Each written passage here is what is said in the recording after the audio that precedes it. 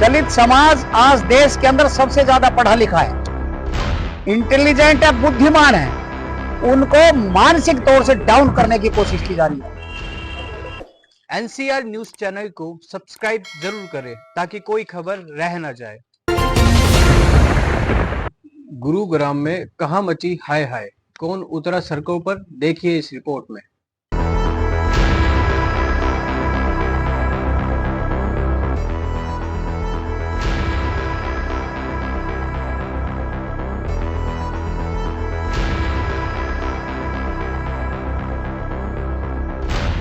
जग जाहिर सी बात है कि इस देश के अंदर दलितों के ऊपर अत्याचार तो हो ही रहे हैं, लेकिन सीनियर लेवल के ऑफिसर्स को इतना परेशानित किया जा रहा है कि वो सुसाइड तक कर रहे हैं। इस देश के अंदर प्रजातंत्र नाम की कोई चीज नहीं है। ये तो केस हुआ एडीजीपी का इतना सीनियर ऑफिसर के साथ में।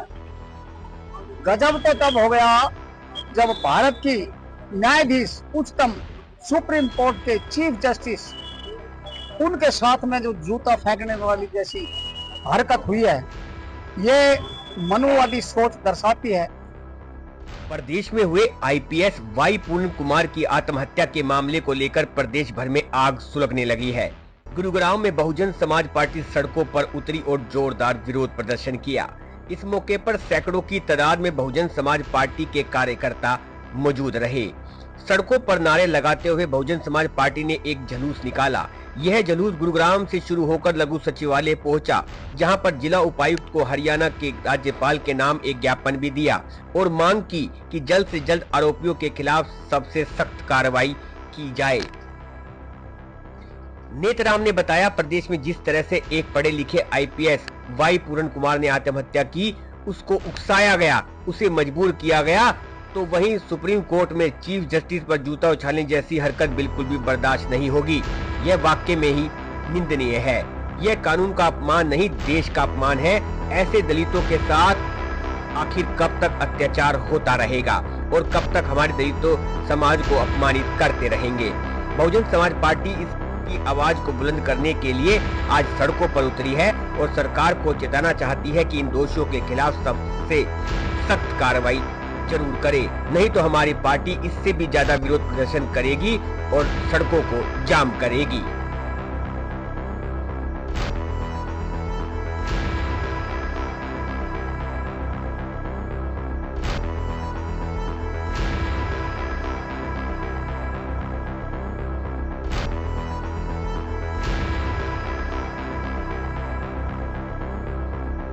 दोस्तों, मैंने एनसीआर न्यूज़ चैनल को सब्सक्राइब कर दिया। क्या आपने किया? नहीं किया तो जरूर करें। देखिए, आज बहुजन समाज पार्टी जिला गुड़गांव की इकाई जो यहाँ प्रदर्शन कर रही है, एक ज्ञापन दिया जा रहा है महामहिम राष्ट्रपति जी को मार्फत डीसी साहब।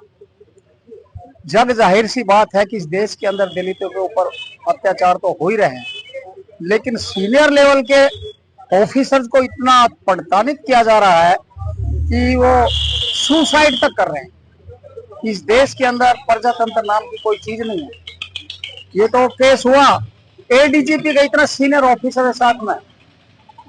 गजब तो तब हो गया जब भारत की न्यायाधीश, उच्चतम सुप्रीम कोर्ट के चीफ जस्टिस, उनके साथ में जो जूता फेंकने वाली जैसी हरकत हुई है, ये मनुवादी सोच दर्शाती है।